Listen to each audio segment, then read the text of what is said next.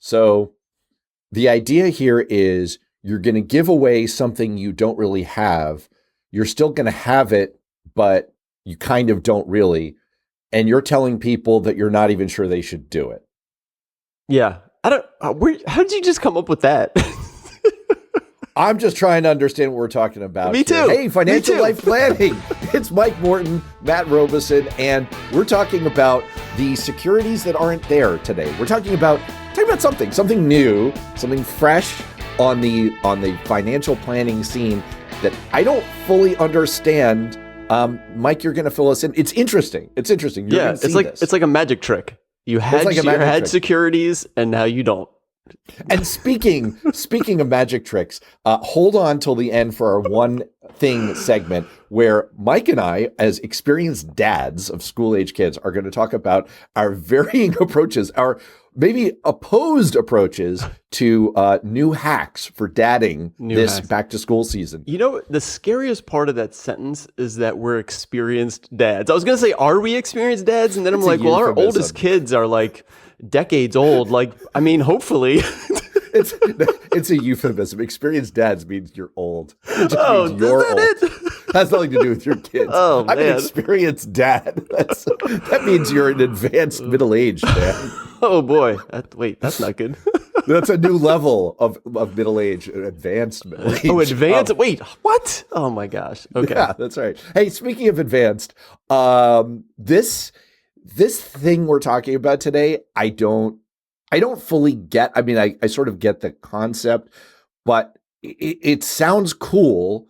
It sounds cool. What is this? It is pretty cool. This is called Securities Lending, which I have to explain. You lend out your security. Remember, securities are your stocks, your investments, the things that you have in your brokerage account or your 401k. So securities, and that's what you'll come across. Securities lending. So you can lend out something that you own to somebody else. Like, it's like Matt. It's like you like to borrow, power tools. You can borrow a power tool that someone else owns, and someone else is lending it to you. I like borrowing power tools more than I like lending them out because I'm really afraid I'm not going to get them. Yeah, back. Exactly. You might not get them back. If you lend out your securities, that's like a euphemism too, right? Yeah, like probably. Securities. If you lend out your stocks, do you get them back? Yeah. Maybe we're getting ahead of ourselves, but so this is new, right? Like. This has been going on for a long time. But the reason we're talking about it today, Matt, is because our good friend from college, speaking of advanced age, it seems like a while ago now. Our good friend Carrie. It was a while ago, man. It was a while ago. It wasn't. Geez. Okay. Our good friend Carrie sent this to me. She got in touch and was like, hey, listen to the podcast. Can you guys talk about this? She sent me a link to Vanguard Security Lending. This has been going on for a while, but shout out to Carrie that's why we're here discussing it today. Shout out to Carrie. Okay, maybe my amendment is I haven't seen this. They haven't been offering it to me. Yeah, that's right. I'm just not paying attention. Shout out to Carrie. Hi, Carrie. And I will, without putting her on blast, she has a last name that rhymes with Darth Vader. And the thing that I remember, this is the power of slogans. A really good slogan, like a really good commercial jingle will stick with you. And she ran for class president in 7th grade, and I still remember her slogan. I didn't know her. She just told me about it in college. Be an awesome 7th grader. Cast your vote for Carrie. Rhymes with Darth Vader. So that's amazing. Hi, Carrie. That is amazing. The amount of junk that's in your head, Matt, it's unbelievable. That is literally what I've turned that into a career. Is I've got an attic of junk kind of rattling around. It's like, I can pull this out.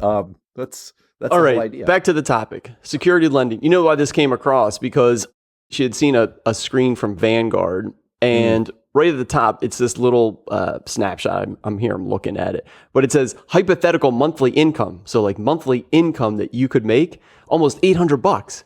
$800 of income a month for like no work. That sounds doing nothing. Awesome. For doing nothing, just lending out your securities. So that's what catches people's eyes. Like, oh wait, I can just sign up for this and get $800 a month. So I thought it was worth kind of talking through what it is and if you want to do it. Yeah, I get a lot of solicitations like that. It's like, do you want to earn passive income doing nothing, working from home? And it's like, of course I want to do this, but I'm not going to deal drugs for you or whatever it is you're offering. This right. This does not sound legit. Is this legit? Yeah, so this has been happening for decades. I mean, this is part of the system. And the way to think about it is it's really, short selling, right? So how does that work? You've heard of that term, like I can sell something short. Which means you think that stock price is going to go down. If you think the stock is going to go from $100 to $50, people have figured out like, oh, if how could I make money? I can't buy the stock because I think it's going to go down in value. So they came up with a way to do that, which is called short selling. Okay, so if you think something's going to go down in value, you can make that bet. Hey, I think this is going to lose value. How do you make that bet? You borrow the share of that stock and then sell it at $100. Okay. And then when it goes down to 50, if it goes down to 50, you buy it back. So therefore you sold it at 100, bought it at 50, and you made $50. Okay. So I borrow the share from you, Matt. It's at 100. So then I sell it to our friend Carrie. I sell it to her for $100. And then later on, I buy it back for 50 and give you your share back. So you still had the share, you lent it to me. You still have it. I made $50 in the meantime. So that's how this lending has been around. You lend me a share, I can short sell it. There's other ways why people do this, but that's the easy one to understand. And this is kind of like what they did in trading places. They sold short. It was commodities, not stocks, but same basic idea. Yep. Okay, right. Buy low, sell high. Fear, that's the other guy's problem. How do I, in your scenario, make money from this? Oh, because you're borrowing my stock, so there must be some kind right. So if you opt into the lending, securities lending, I want to make $800 a month by lending out this stuff. So when I borrow your share, I pay you a interest rate on that. Think of it that way. I see. All right. So you get like paid a little bit of money every month just for lending me some money. You lent me a share worth $100. So you want to get paid for, hey, Mike, I'm not going to do this for free. why don't you give me $5, for doing that? So that's kind of the interest rate. And that's how the person lending the money makes money. And just to keep going with the trading places analogy, Eddie Murphy has an insight about the Duke brothers. Like, wait, y'all are a couple of bookies, right? We're talking about their role in this. I assume Vanguard also, they're like a couple of bookies. They get a little cut of this as well. That's why they're interested in facilitating this. Yeah, smart move, Matt. Exactly. Every middleman in the wants their little slice, a few pennies here and there. So yeah, all the brokers, of course. Now they're you can spin it the other way. They're providing you a nice service, right? So they've got a lot of work to do to make this happen. So of course they're going to take a few pennies, in the middle as well. Now, if I participate in this, let's say I opt in to Vanguard's offer and I'm like, okay, you can have weirdos who want to short sell borrow my securities. Am I at any risk here because they're borrowing and they're trying to short sell? Yeah, so there are risks. All right. So let's talk about, do you want to do some of the benefits first or some of the risks? I assume the benefit is making money, but you can go to benefits first. Yeah. Benefits basically making money. So opt in, it's really simple. And you can, potentially, let's use that word, make some money, make some additional income. There's no cost to you. You just kind of click the button or choose. And this isn't just at Vanguard. Lots of places have this. In fact, it's often a default option. That long agreement that you definitely read, Matt, that's like 80 pages. It's probably in there. I read that actually at night with a glass of wine right after I finish reading the iTunes user agreement. Yeah, the user agreement. There's a lot of interesting stuff in there. It turns out that the ghost of Steve Jobs has a right to buy my kids or whatever it is. Exactly. It's not good. Yeah. So usually so I've never read one of those. Yeah. So it'll be in there often, but there is usually an opt-in or opt-out button that you click when you open up your brokerage account. You maintain ownership of the shares. It's actually kind of interesting. So even though you lent me a share, Matt, you can still sell it. Again, the Vanguard has to match all this stuff up behind the scenes. So it's not like if your shares are lent to somebody that you have to wait to get them back. It's usually very fast. They'll get the shares back to you that you need. If you're like, oh, the stock price is moving, I want to sell my shares, I want out or whatever, you can always do that. Okay, so it's not like you have to get in touch with me via the mail. and wait a couple weeks for me to get your shares back to you. And Vanguard's taking care of that behind the scenes? That's right.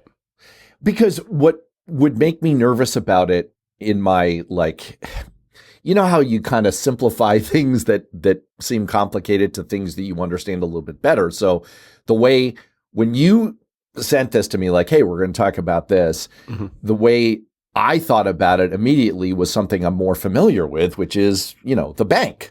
You put money in the bank, and we have an entire system called fractional reserve banking where your money isn't just sitting in the bank. And it's like that scene in It's a Wonderful Life. It's, they have the bank run, and then Jimmy Stewart comes out and says, oh, I don't have your money. It's in Bill's house. It's in Tom's house. And so to me, that's what it sounds like. And of course, the analogy that makes you then nervous is, well, what if everyone wants to sell a security all at the same time? Can there be like bank runs on this? Is there in fact a risk to me where they're going to run out of this security to sell? There is a small risk, and we'll talk about that in the risks. And yeah, I mean, then we're getting into things like the short squeeze, right? Where all of a sudden, like, a bunch of people are doing everything all at once. And yeah, you can run into issues. I'm not sure if that's something I want to happen to me or not. Probably not. Oh, okay. For a second there, it was like, whoa. Oh, wait. Okay.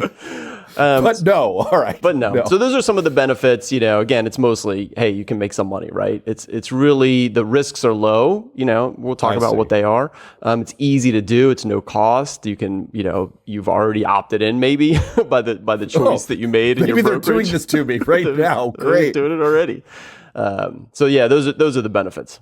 But let's get into some of the risks. The biggest risk actually is a tax risk or tax implication. And what this is that when you lend out a security, so oftentimes the stock that you own will pay a dividend, right? So you get a dividend, maybe you get a couple bucks. I own $100 of Apple, and every year I get a couple of bucks, in a dividend.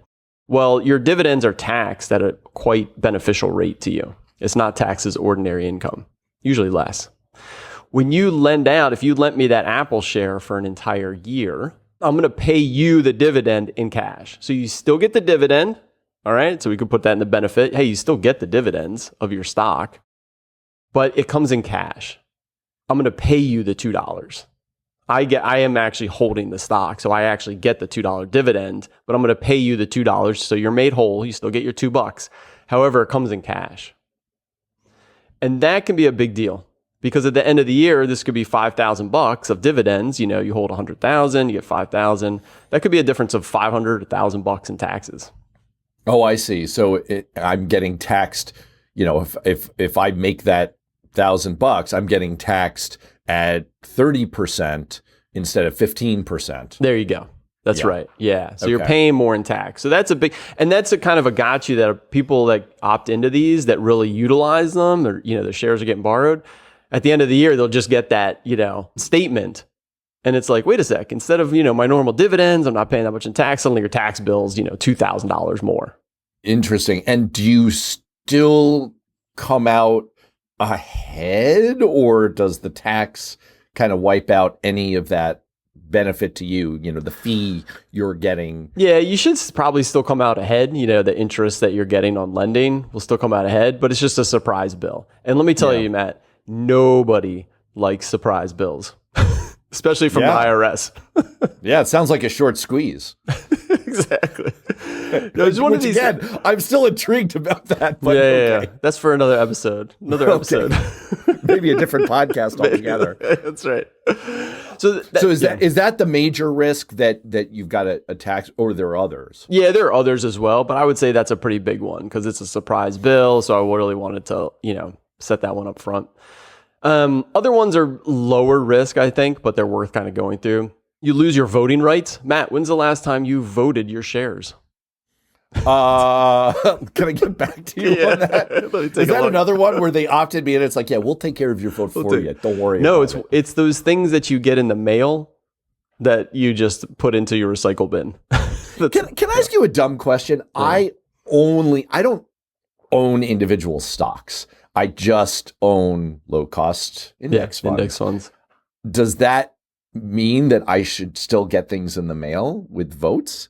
No, it's a good question. A lot of that's been changing recently, and I don't know where it ended up. So it's a good put a pin in that for another podcast. That some of the major, I think it passes through to you, so you're still responsible, but you don't get stuff in the mail, of course, for all those thousands of companies. The issue is that like BlackRock just own, if they didn't do it that way, BlackRock owns 30% of every company, right? Because it's, the iShares, index funds, or Fidelity index funds own 15% of every single company. So they would just be a massive voter, if they were allowed to vote all the shares through the index funds. Oh, I see. So technically, I still retain some voting rights. Yeah.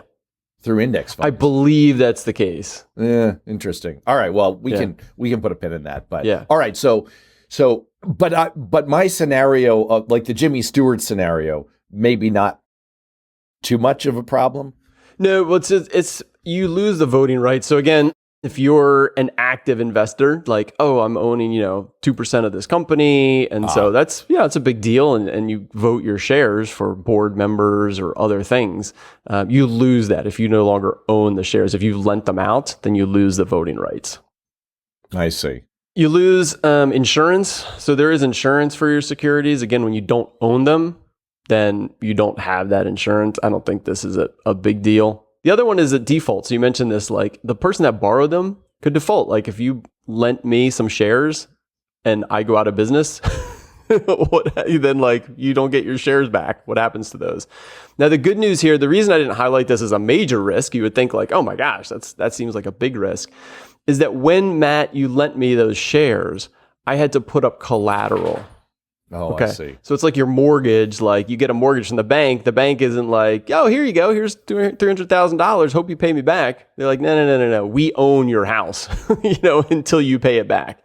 So that's the collateral is your house. In this case, I put up cash and I have to put up about 105% of the cash. So if you lent me a stock of $100, I put into an escrow account, third party account, $105. And if I don't give you your security back, you get the $105.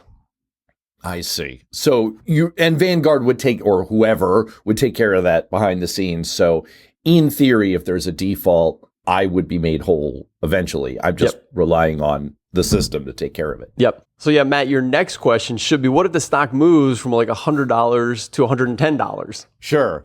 What if the stock moves from $100 to $110? And there's only, $105 sitting in that escrow account. Well, this has to be, that escrow account is updated daily. So that the amount in the escrow account has to be updated daily. So there's a lot of work behind the scenes. This whole thing, man, as you go through all how complicated it is behind the scenes, it just reminds me of The Big Short. It reminds me of one of these exotic accounts, mezzanine CDOs, credit default swaps that are organized into mezzanine CDOs, credit default obligations. And it's all this super abstruse way for quants at these big firms to come up with stuff that's impenetrable to anyone else.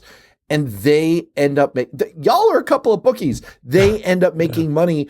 I know I sound like I'm railing about the system, but it takes me back to that basic question I ask my kids when they're acting like unhinged maniacs, which happens from time to time. It's like, why is this good? Why is this a good thing? Mike, is this like good? Is there any good that comes out of this? Yeah, it kind of reminds me these systems get built, brick by brick, right? And then here we are, a few cities later, and it's like, holy smokes. But, the simple example is the way it starts, right? Like, oh, I can invest in companies, and if it goes up, I make money. That's great. Ooh, I think your company is going to fail. Is there a way I can make money on that? And you get a middleman that's like, oh, sure, we can make that happen. You just pay me a couple bucks, right? And I'll make that happen for you. So yeah, there's all these products and system that's been built over time that people ask, hey, can I make money on this? Someone will show up and say like, sure, we can build a system where you can make money. Just give me a few bucks. As the middleman. Well, I guess aside from me just kind of griping, which is fun, let me turn the question into something more productive for the listeners. Is this something that's good for us to do? Your clients and fans. Like, is it worth it? Is it worth doing? Yeah. Let me answer this question first, which goes back to the systematic question. It actually is good to have this in the system. Okay, whether we do it as individual. The reason why is because you need ways, this from like gambling, betting markets, fantasy markets. I don't know anything about gambling. No. Hey, Not hold gambling. on. Can I just ask my family to hit pause? No, I don't know anything about this. Yeah, okay. But right, the betting market, and then you see it on Sports Center all the time now, right? Now that betting's become more legalized, right? Now you see like the odds on the, you're watching the football game and you see the odds like right there, and they're talking about fantasy and all these kind of stuff. You need both sides. You need to be able to play both sides. You can't just only have the way of making money if there's a win, if something goes up. And the reason why is to keep the markets efficient. If there's no way to bet on the downside, then you can't keep an efficient market. So you do need that capability. I see that, and I see that there's a value to having market makers, essentially, who facilitate the fact that there can be buyers and sellers in a marketplace. Yeah. The existence of these financial products, I question a little bit whether, because that's ultimately the justification for having things like credit default swaps. And, it's like, well, it's a little bit more liquidity and ability to hedge in the system, and that's good. I just wonder if that level of exoticness is really good. But that's a philosophical question. Yeah. The first few bricks may be good. The next few bricks maybe not so good. Yeah, and you're creating the leaning tower of crap. Right, exactly. But all right, so if you don't mind, and this at the risk of sounding selfish, but back to me and like Carrie and for our standpoint, is this, we've got low cost index funds, and we've got all kinds of bread and butter ways to save. Yeah. Is this something that's worth doing? Essentially, no, it's not worth doing. And if you're opted into it or want to opt into it, that's fine too. So I'm going to play both sides. It really doesn't matter. I see what you did. That's very meta of you. Yeah, you're going to do both sides of the transaction. That's exactly. Y'all are a couple of bookies. Yeah, that's right. Mike Morton. All right. Go ahead. I interrupted you. Give us both sides. Yeah, because here's what's going to happen, Matt. It's not going to make you any money, and your securities aren't going to get lent out. All right. This is a pretty small piece of the market when this happens, and when it happens, it's mostly around situations I was saying before, individual stocks that people are short selling or want to borrow, those are in demand to borrow. But that's not what you and I have. You and I have low cost index funds, and those don't get borrowed very much. All right. Now they're participating, kind of behind the scenes on that because they own thousands of companies, but you and I are not going to get paid, for those low cost ETF funds. So that's why it really doesn't matter whether you kind of opt in or not. You're not going to see this. And I've run this past, my other friends who are financial advisors. I was like, hey, do your clients, get into this or not? And they're like, nah, basically, no, it doesn't happen. We haven't really seen it. No one's getting involved. So it's kind of on the margins. I think the what Carrie sent me, and when I went in Vanguard and kind of looked and saw that, oh, you can make $800 a month. I'm like rolling my eyes, like, okay, that's not going to really happen. Yeah. So yeah, that's the end of the day is like, don't worry about these programs. It's not going to affect you. You're not going to be making the money, but you're not going to be losing money if you're in there. And if anything, you'll make a couple of bucks maybe. Yeah. Okay. That totally, that washes for me. Cause what I take from that is I'm not going to, if I'm already opted in, fine. If I get a little surprise bill, it'll probably be a little surprise bill. Fine. Yep. But I'm not going to go out of my way to spend my mental energy and time. I have too many things in my attic already. Right. So, all right. Yeah. But interesting. Good to know that this exists out there. And, someone somewhere is making money. Yeah. So now you know a little bit more about it if you run across it or it comes in. So there you go. Right. All right. Well, let's get to our one thing, which we're calling breakfast and consequences. This is we're two experienced dads with combined decades of dadding behind us. Oh, you know what we could do? What? We could multiply. You know what people do when they say their years of experience? They multiply, right? We each have 3 kids, average age of like maybe 10. So we have 60 years of dad experience between us. You ever find that? Like, Yes, that's what people right. do. They live, I have like 60, we have 60 years of dad experience between us. Aren't we incentivized to do the opposite and minimize how many years we've been? It depends who you're trying to impress. I don't think anyone's impressed with us right now. No one is impressed. No one's listened to this part of the show, Matt. No one's made it this far. Well, I do think this is a problem that people face. It's back to school time, which is a blessed relief for most parents. But there are some challenges that come up with it. And everyone's always looking for a new system, a better way, especially to deal with the morning. You have a morning idea. Yeah. What's your morning idea? So my kids get up and just leave for school and they don't eat anything. And I'm like, how can you and then they don't eat much lunch, so they're just going all day at school without much food. So I'm now getting up and starting to make them breakfast in the morning. So it's like put in front of them. Because I find if the food is just put right in front of you, that they will just eat it. So I'm trying to think, okay, I'm going to do this. What's the over under on how long I keep doing this, making breakfast for my kids in the morning? 1 week. One week. Would you take the over or the under? Talk about being on both sides of a bet. I'm going over 1 week. I put it at about 2 weeks. 2 weeks. I mean, what it really sounds like to me is that your kids are doing one of these negotiations like, well, we have ourselves an impasse here, and we're not in the breakfast making business. So what are you going to do about it, old man?